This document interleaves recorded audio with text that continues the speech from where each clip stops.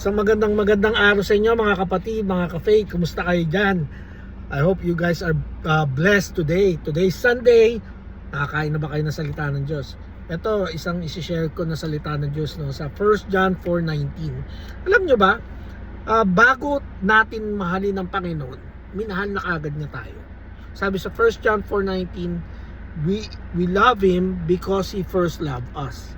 So ibig sabihin, una pa lang, bago ka pa lang ipanganak siguro sa mundo, no? Minahal na tayo ng Panginoon. Kasi bago tayo pinanganak sa mundo, binigay na agad niya ang kanyang bugtong na anak para mamatay para sa atin, sa ating mga kasalanan. At nag-sacrifice ang Panginoon sa Kristo sa krus ng Kalbaryo para sa atin 2,000 years ago. So ibig sabihin, 2,000 years ago minahal ka na ng Panginoon. Okay? So minahal tayo ng Panginoon bago pa natin siya mahalin. So God loves you, period. So God bless everyone. See you.